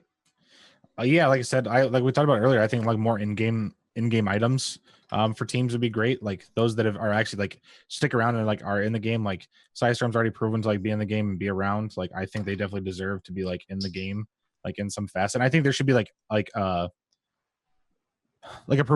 prerequisite like to get there, right? Like you have to have yourself established like long enough to like be in there. So that way it's like worthwhile for them to like invest in it, if like for Blizzard to like add that. That's a good point, man. Because it took us a while to get our Reddit flair, So I'm like, yes, Oh, I'm still waiting on that. I'm still waiting on that. They told me a while back, oh, you don't have relevant enough players. I was like, fine, fuck you. I will get a relevant player just so I can get this Reddit flair. That's all I care about. You probably will get it though. Like not even Zest. That's probably like that's like Zest is like a auto win on that. Vamp, hopefully. what would you do to improve team presence or to make a better ROI within StarCraft for a team? Well, KJ and Toast said them already. First of all, mentioning in social media, and you know what? Not only from organizers, but also from other teams. I mean, when I'm playing with Psistorm or when I'm playing with Scythe, I will tag them. When I'm playing with Liquid, I will tag them. I want them to tag them back.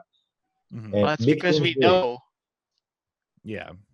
I mean, big teams do it. Every big organization. If you see Cloud9, you will always tag Fnatic. Fnatic, they will always tag Team Liquid. I mean, they always do it.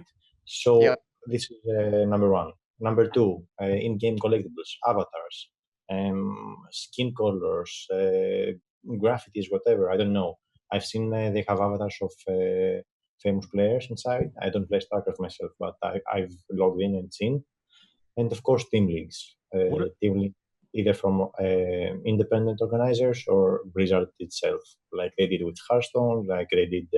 I'm nothing for a franchise league, but team leagues, like help the teams.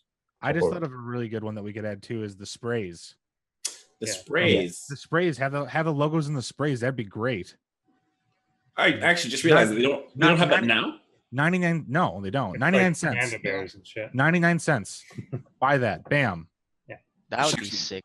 That would be really sick. That's not even that hard to do. Every time Zest is scouting a base, he's dropping that. That's in the contract. Every time you're scouting,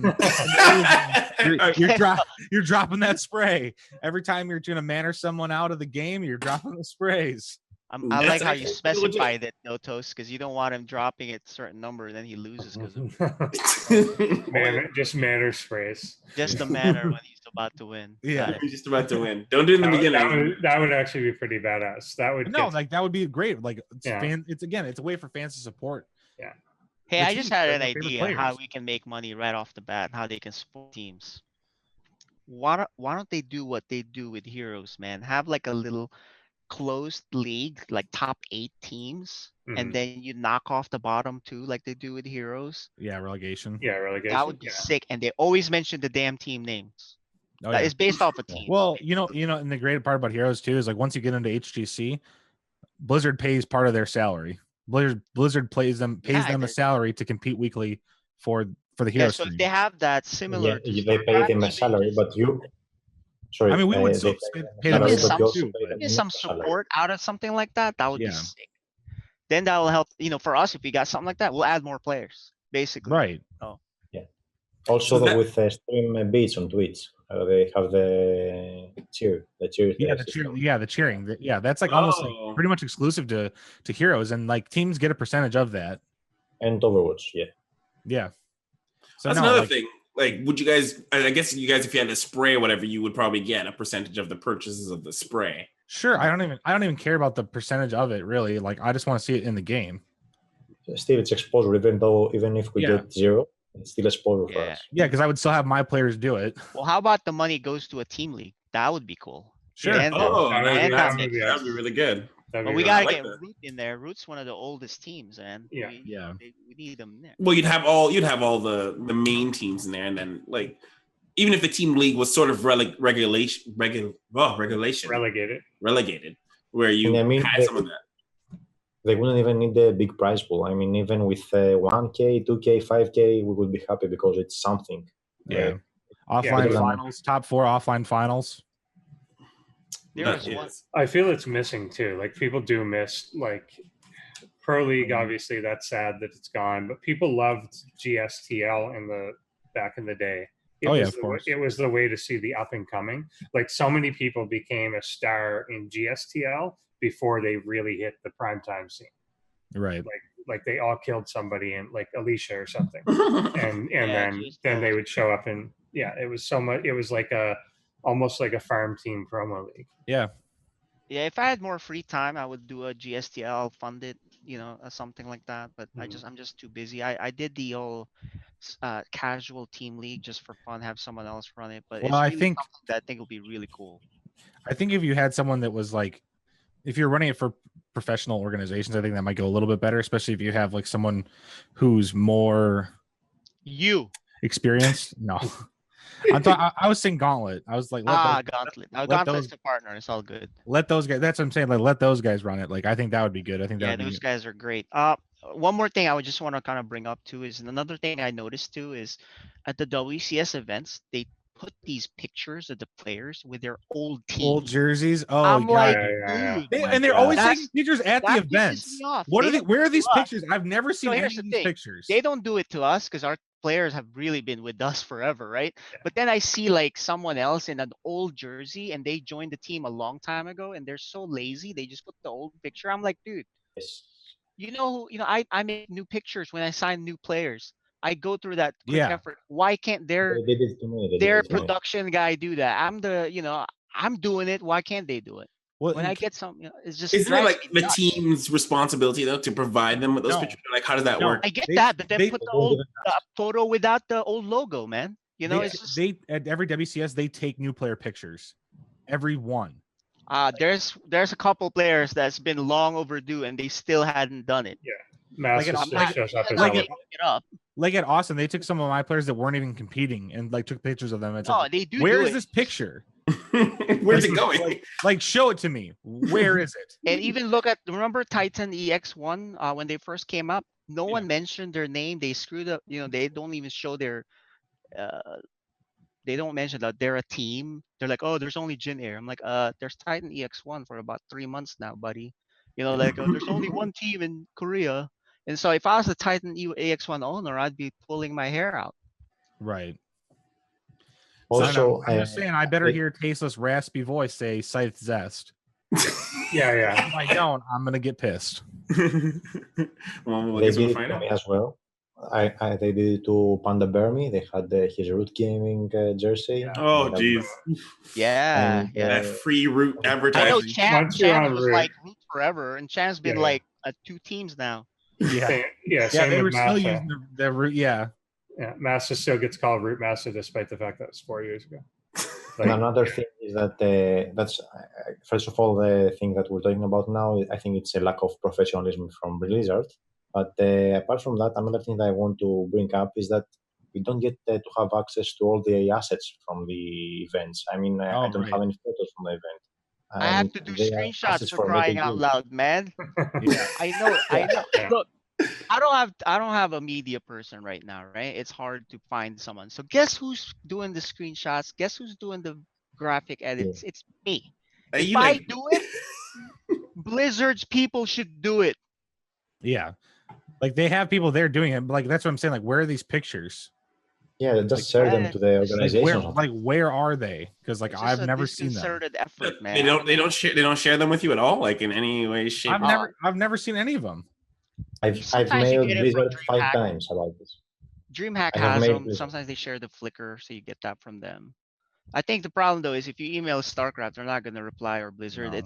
It's the organizers, right? ESL or Sure. you just gotta know who to contact. I don't want to blame Blizzard for everything, but that's more, when you get to be so big, It's right? not only Blizzard. Things are gonna fall in the cracks, and people in charge of that should know better.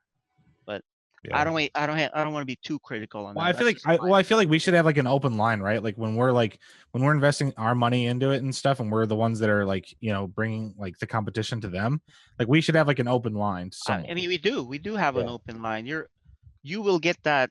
I'll send you a link, right, or someone to contact. You just got into the thing, so you won't have like a 1-800 number.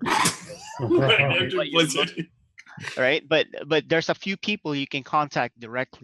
But for the small production stuff, that's done by people that you don't have contact with. Right. So if you contact the main guy, he's gonna have to go through the hoops. It's just you hope the people at these spots would be like, you know what? I'm not putting Champ's 2 teams ago jersey. No, right. Right? Yeah. That's just common sense. Well, it'll be 3 teams now, right? I don't know, man. I lost track. It's kind of like keeping track of specials. Teams. Oh, geez, that was gonna be right. Yeah, I assume they just literally Google it. Look, I like Juan. I'm just saying. That happens. He can't even commit to a name, let alone team. Hey. Oh, you know what? He's been pretty good about it for Juanito's now. awesome, Yeah, man. If you don't really know him, he's kind of like, you may think he's one way or another, right? But he's awesome, man. I met him, and we hung out till 5 a.m. talking about whatever. Like, I'm like, damn, dude, I didn't know you were this cool, So bringing into some of the final throws of our questions, I want to know, what is some bad advice you guys hear people give newer players who want to go pro? KJ, I'm sure you have something on this. Wait, let me rest. I'm trying to think. Can you skip over? I want to give you a sure, good absolutely. Vamp, why don't you? worn out, man. Vamp. What is some bad advice that you hear people give newer players who want to become pro? That's a tough question. You hear many things, really.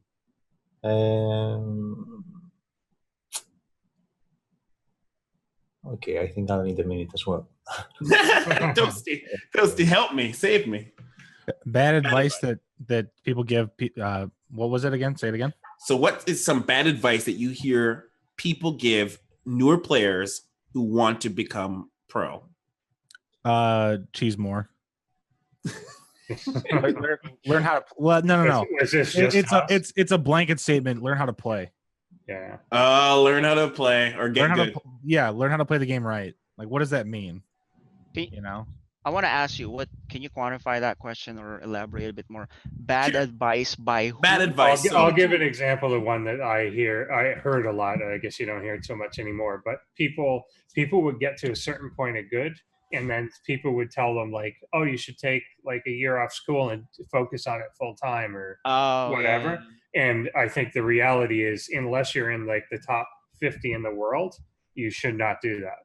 Absolutely. If you can't get to the top 50 part-time, then you're not getting to number one full-time. I won't. I'll just tell them don't go pro, man, unless Yeah. you're for sure like a neeb, you know. Where Right. everyone's Yeah, telling you don't unless you're even going to make a bother. living out of this, you Or can't do. you have rich parents that say, "Yeah, son, go for it." Yeah, you can take a year off. Like instead of going to Europe, you can go live in the, yeah. Yes. Those are the only two scenarios I think you should go pro. That's I think nowadays most of people know what you have to do. You have to be good. You have Yeah. to have a good following, and then it's all about networking. I mean, I think fortunately for most people, they would. How do I want to put it? Like you would know whether or not before you got to that point in your career, like, okay, should I attempt this or should I just keep playing, part time and going to like cheese and stuff? Like, I think you would know yourself whether or not you had what it took to get to that next level. Do they always know though? Like, I always wonder. I think they would. I think people that are actually good know.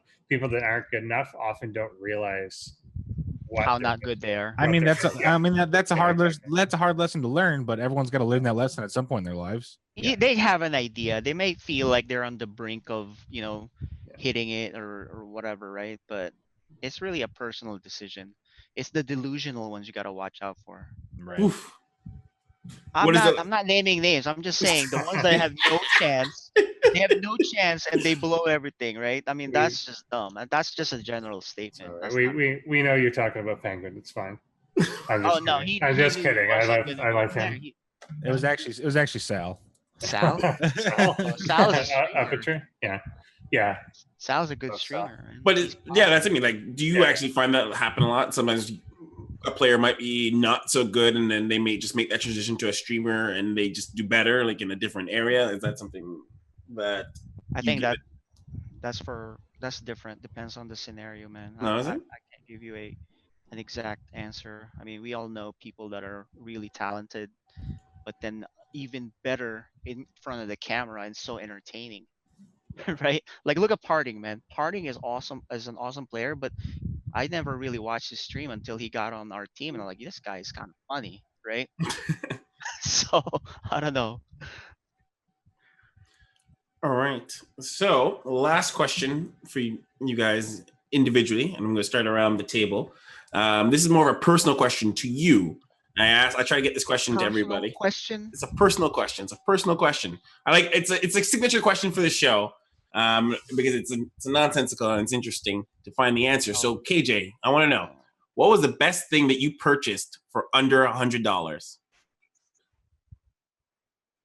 Probably StarCraft Brood War CD. That saved me so much money because I didn't go out for so many Friday, Saturday. That saved me so much money. All right, I like that. Vamp, what is the best thing that you purchased under $100? US. Let me think. And it can be like, it doesn't have to be a thing. It can be like an experience. It can be a meal. It can be like. Yeah. I don't really know. I'll have a minute. Let's give Toast the Toast. Pass to you. What's the best thing that you spent $100 on? Below $100. Below $100. Gemini. Yeah. I'm just playing. Yeah. Gaming related, yeah, probably. No, I think it had to be my kitchen knives that I've had for years.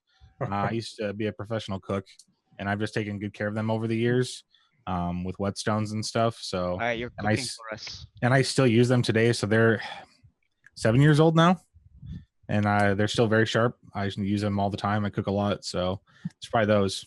All right, esports party, you're cooking. All right, I'll make some. I'm not making everything. This isn't a goddamn catering business, but I'll throw something together for you. Look at this guy. He has a team now in his head. He's like, no, man, forget it. Although I do make I've started a tradition for LANs when we go to LANs. On day one, I make breakfast for everyone. Oh, so if I bring you up for like Kings of North, you're gonna make breakfast for me? If you stay with that's us, that's kind of messed up though, man. What gamer wakes up for breakfast, man? Come on. Hey, dude, you gotta get to those events early, and I don't want them stopping off for some shitty McDonald's or something. I'll make them a nice omelet. I'll make them pancakes. I'll make you what you want. It's a good call. At the last Kings in the North, everyone went to fucking McDonald's. Oh That's my God. some, not my guys. Right next door. I'll be making stuff. I All do right. I'm gonna save on my catering bill. Here you go, Toast. Yeah, bring it Yeah, up. esports catering. Yeah, we got Chef Toast back here whipping up some made to Is order that why you omelets. name yourself Toast? No, No. it's irrelevant. Oh, damn it. I was hoping it was like that was the first thing you learned to cook. Toast. Yeah, no. Toast was just because I wanted like the Korean they just have like the word name. A random Like, word. but I just wanted something like weird. So like it literally came down to like it was either gonna be toast or it was gonna be lunchbox. And I chose toast. Oh, I think that was a good call. Yeah. Vamp. Yeah, What's I that? got- The best thing? All right. I think it was. It's not a disc. Any of you had Game Boy? Game Boy. Yeah. Game Boy, yeah. yeah. So it was not a disc. How is it called? A Cartridge. Cartridge, yeah. Yeah. So a card to put back a game because that was the first thing that I played and made me want to become the best. So that's what triggered my gaming What's the passion. game? What game? Pokemon. Yeah. Oh, Ah, Yep. Yeah, Dude, that's okay. the very best. very best. I got a good Pokemon story. So that was Oh, my no. that was my first game for Game Boy, right? And I literally played it Pokemon so I literally played it. Yeah, it was Pokemon Blue, and I literally played it so much for like I don't know 2 or 3 years straight that I literally didn't even know they made other fucking games for Game Boy. Like I just thought that was it. Like it was a machine to play this game. Like that was all it was.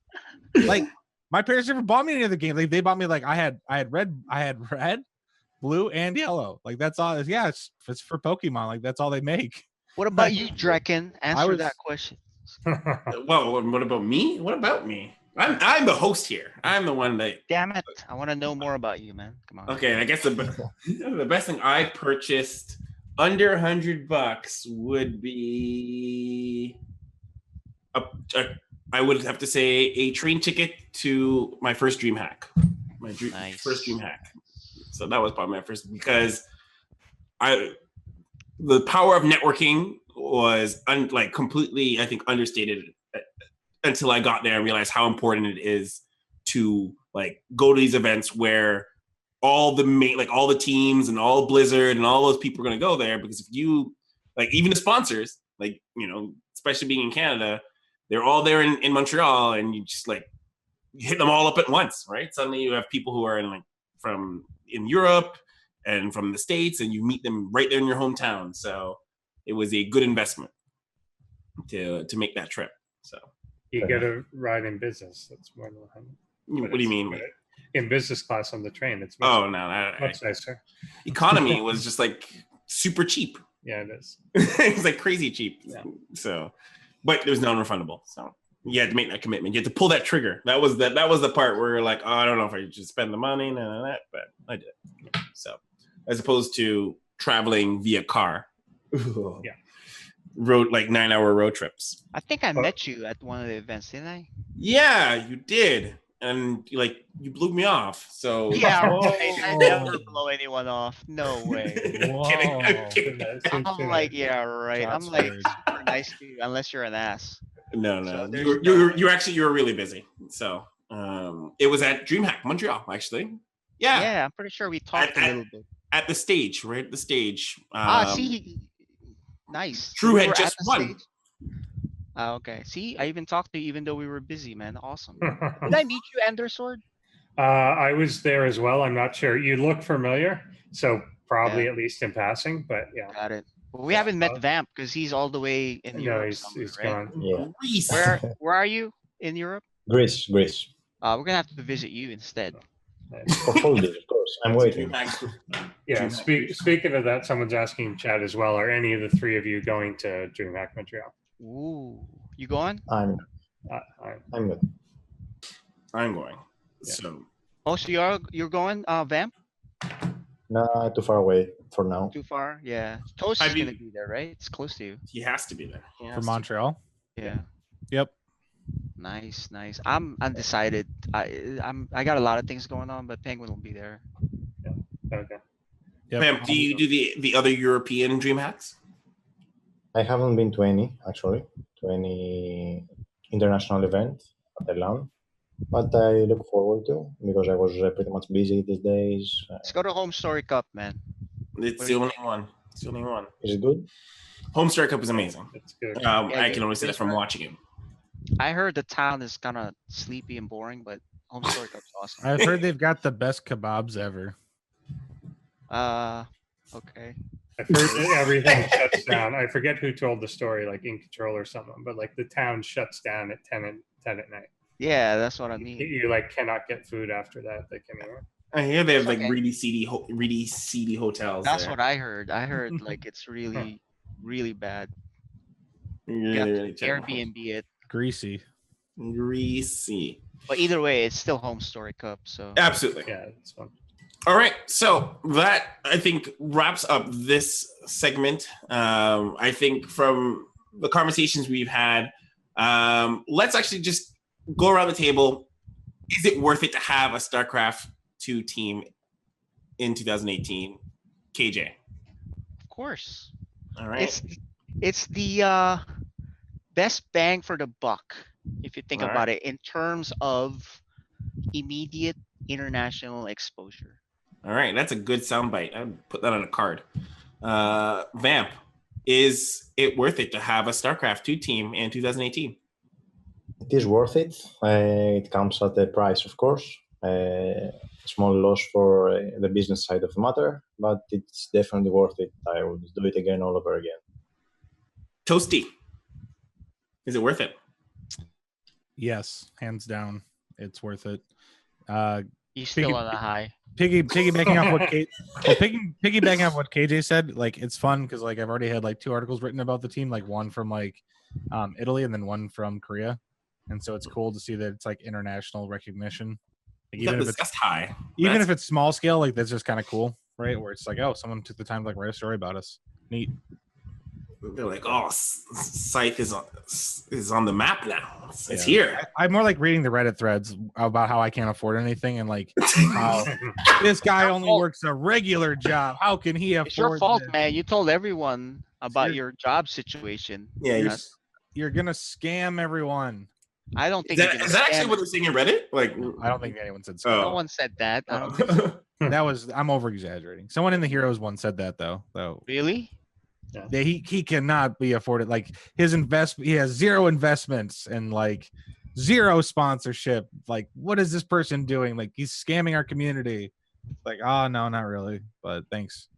Don't worry, I remember Reddit had a thread when I first announced Meliora and sort of, someone commented below. I announced sort of, and someone commented that remind me in 5 months, sort of will be in the Reddit crying about not being paid by the team.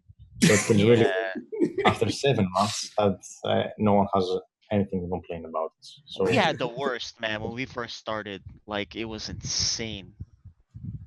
So that's why I stopped going to Reddit. I'm like, these guys. No, I think it's okay actually, because like most people know me, right? Like they knew me before like the team ownership. Know the toast. Like when you came in, KJ, right? Like they're just like, I don't know who the fuck this guy is. Like at least when I came in, they're like, well, I know this guy. Like he does stuff. Like he must be on the up and up at least. Yeah, you're a good dude. Like you're trusted now. Like everyone trusts you now. But I'm just saying, like I had that advantage coming in. I feel only post there as a fan on Reddit. I'm never gonna post their business or anything. It's just a fan. Hey, so and so won, that kind of thing. But that's it. Yeah, I mean, I don't know. Just different. It's hard. It's good to see Vamp on the screen, man. The man behind Meliora. No, here we go. Have him as our guest. People can see the man behind. Too bad we don't have Cats, right? Cats. Yeah. But everyone knows him already. He's kind of like. Yeah, he's on everything. Yeah, he gets invited to every show. So Yeah. I figured give him a rest. Yeah, he's why they keep showing Cham in that jersey. So put him away. Not anymore. Yeah. Let's see what happens at Montreal. Which jersey? We'll see. No, We'll I'm gonna go backstage and be like, listen, I need to talk to someone now. Like, what picture do you have? We're taking a new one right now. All right. So let's wrap up this part and then we'll roll into the next part. And I want you guys to stay in and give us your comments on our next segment. Don't worry, we'll be quick because they're small little segments. So that's for Tara. So he knows where to cut it at the end of this, but that's that interview.